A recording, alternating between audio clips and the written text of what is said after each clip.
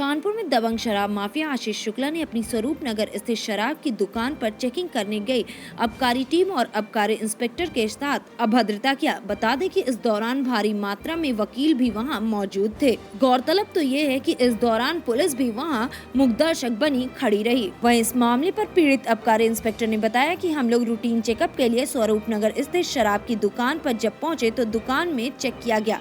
इस दौरान इन लोगों ने हमारे साथ अभद्रता की।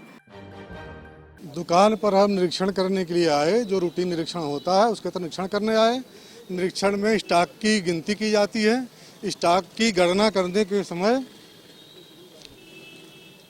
एक रैक में 5 QR कोड, जो दूसरी दुकान के 5 QR कोड अलग से रखे हुए पाए गए।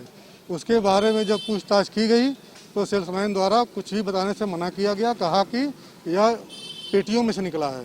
हमने पूछा कि पेटियों में से किसने निकाला, तो उसने कुछ भी बताने से इनकार कर दिया कि हमको नहीं पता कि किसने निकाला है। उसके बाद गणना के समय ही दूसरी दुकान के लिए निकासी का माल भी इस दुकान पर पाया गया, जो कि पूरी तरह से अवैध है।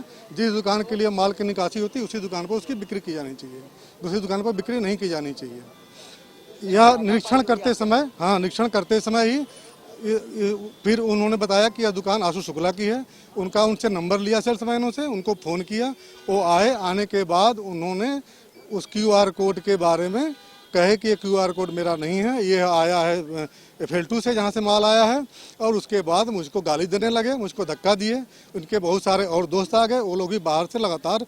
पुलिस भी उस समय चौकी की आ गई थी। मैंने CO साहब को फ़ोन किया था कि सर मेरे साथ आशु शुक्ला हैं, वो काम नहीं करने दे रहे हैं, गाली गलौज मारपीट कर रहे हैं।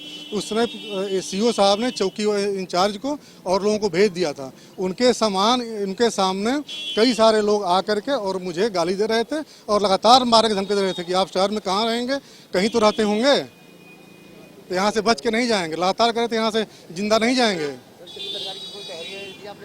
अभी तो हम निरीक्षण कर रहे हैं, करके निकले हैं दुकान से। इसके बाद जाके मैं तहरीर दूंगा थाने में।